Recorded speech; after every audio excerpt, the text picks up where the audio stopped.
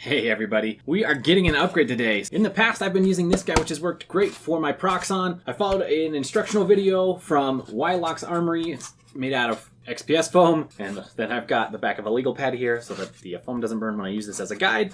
But today we're getting an upgrade, and we are upgrading to the Shiftinglands Guider Pro 2, which is this fancy guy.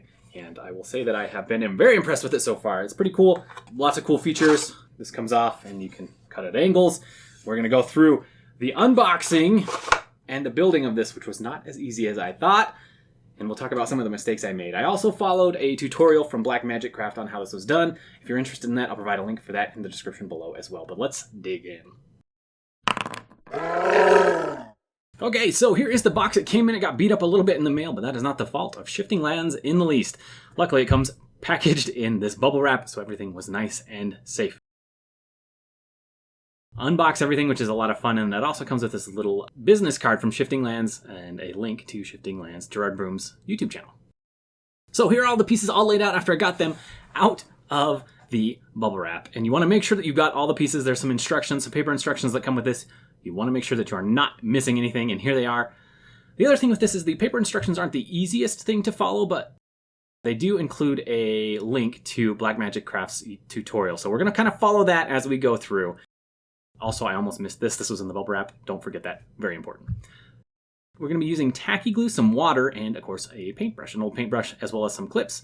And what I'm doing here is on the face of the guide itself, I'm marking halfway there and on the piece that it's going to connect to, so that when we glue this, we have nice little lines to line up and we get this right in the middle. You can kind of see me making sure that that's good. And we're going to put tacky glue, just some PVA glue, onto the pieces here. And there's a handful of these. You're going to want the smaller versions of these. There's these and then a slightly bigger piece. You want the smaller ones to go here. And then I'm just going to water it down with a little bit of water. Make sure that's spread everywhere with our PVA glue on the surface of this. And you can see in the background there are these little cutouts where these are going to fit perfectly. You can also just do a dry fit first to make sure you've got the right pieces, because only these ones will fit in. The bigger version will not fit into this little slot here. So you just push it in and then you kind of wiggle it a little bit and then the glue will stick nice and solid. And we're going to do the same thing for the other side to make sure that that fits. And then we've got this big longer piece that's basically the same shape, just stretched out. Put that in there and then we're going to pull those off once those have dried. I gave that a couple of hours to dry. I'm going to put some glue on top of these, and here are the bigger ones. They're the exact same shapes, just bigger. We're going to do that for all three and make sure we've got the glue spread out everywhere, got good surface coverage. Put those in place, and then I'm going to take that piece up above and put that in to make sure that it slides. And we're going to leave this here as it dries to ensure that it'll fit later on once we're all putting this together. This is where things get tricky. You'll want to make sure that you do a dry fit, and this is also where I made my first mistake in assembling this. So this looks like it's pretty easy and straightforward to put together. I get this put together eventually after spending some time. So you can see I've got this laid out the way that I think it should be based on the step we just did, but it isn't fitting just right.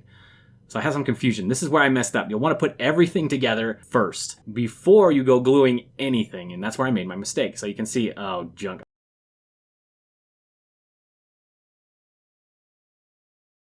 I flipped this over here without realizing that it's going to change everything we had just glued. Shiftinglands.com logo, you're going to want that at the bottom. And then you should be able to dry fit everything and make sure everything fits here pretty easily. There's a couple of pieces that have, one has 2 little inserts and one has 3. The one with 3 comes kind of closer to where I am at in the video, closer to me. Okay, we've got that fit, and I think everything is going to be good.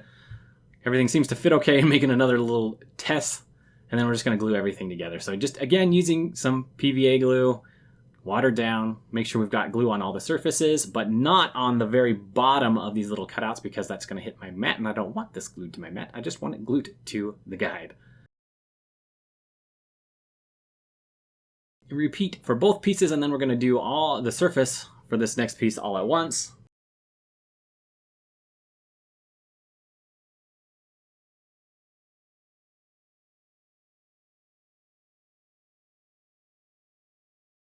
We're going to make sure that that is 90 degrees perfect. I've got a little speed square just to make sure that that is 90 degrees. And I'm going to use a clamp to let that dry. And we're going to let this dry for a couple of hours. While it's drying, I'm going to insert the little handle, and this is pretty straightforward. In the video of Black Magic Crafts, his has this nice friction fit, so he didn't use glue, but mine is pretty loose. I'm going to end up gluing it. This is where this goes, and I struggled here as well. You're going to want to make sure that those go close to the end, and they'll fit in. I made this much more difficult than it needed to be. And then we're going to put glue here because it twists, and I don't want it to. Now, this piece is the part that goes inside your Proxon here, and it is important to do a dry fit here. It fits one way and not the other. Luckily, I decided I wanted to test this, and I marked the side that goes up so that I put this right way on the guide. On the guide, there's some markers for where you're going to place this. The up should actually be down when you're gluing, but it goes up when the guide is in itself. So I'm going to put that on with some tacky glue, make sure we're using our speed square again, and then I'm going to clamp it and make sure that this thing is nice and square. And then the other part of this is on the back side, there are some nail holes. So you'll want to line this up with the nail holes and make sure that it's 90 degrees all at once.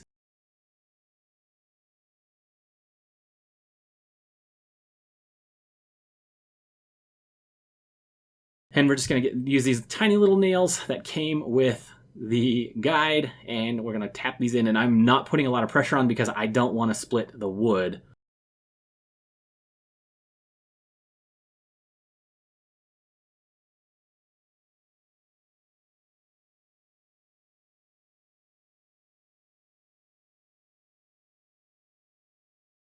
Okay, once that's done, I'm going to go around all of the joints and going to put some more glue on these, and this is just to solidify things and make things a little bit more durable. I'm not super worried about it, but it's better to be safe than sorry. And once this dries, it'll be clear.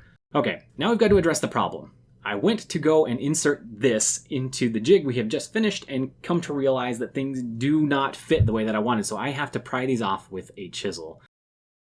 You can see here in this diagram, the way that I have this set up, there are the two little slots, and they are not the same distance apart. So the distance of A and the distance of B are different. So you'll want to dry fit everything, including the guide itself that touches where your XPS foam will be, and make sure that everything fits the right way and you're gluing things properly before you put that first little drop of glue on, which is where I made my mistake. So don't be like me. Make sure you're doing the dry fit first, and you should be fine. Now we need to go fix that, and we are just going to put some glue back on these pieces, make sure everything is lined up the correct way. Again, we're doing our little wiggle trick to make sure that those are nice and stuck. Put them back where they should actually go, and it's like a 1/4 of an inch difference, but that difference makes it so that you can't slide things in. And then I'm just going to put some glue and paint on these so they glow dry tight, and you can see now we can slide that in without any problem.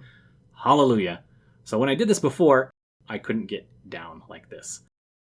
Let's go test this thing out. It just slides onto your Proxon here, and the little balsa wood sticks into the groove.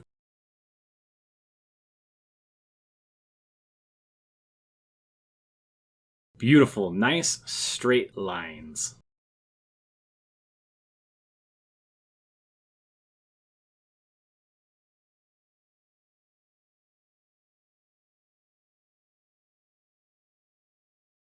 And one of the benefits of the Builder 2.0 is being able to cut at an angle, so we are going to test that out. All you gotta do is pull off the faceplate of the guide, and then put your guide back on here, make sure you're in the slot again with your balsa wood, and then you can adjust your Proxon wire, the wire itself, slide it around to get the angle that you want, tighten it back up, and then you can slide this across and make sure you're getting nice, even angled cuts, which I don't know how often I'll use this, but it's nice to know that I do have the option if I need it. So let's say you're making some ancient ruins or like Aztec or Mayan architecture, some nice pyramid shapes.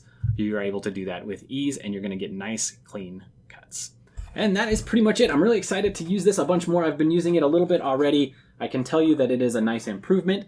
The other foam one worked great for a good long while. It's just nice to have something a little bit more sturdy. The other problem with my foam one was I have a guide like this on the bottom, and it was starting to come loose a little bit just because of the foam, just some wear and tear. Just starting to make my guide wiggle a little bit, and I don't think I'll run into this problem anymore. So here's the portion that was the problem right here. Just make sure again that you're paying extra special attention and making sure that this thing fits together. But I'm really excited. So far, 2 thumbs up as far as use. I'm very impressed with this product, and I definitely recommend it. Thank you guys a ton for watching. I do appreciate it. Huge shout out to my patrons. You guys are the best. We'll catch you all in the next one.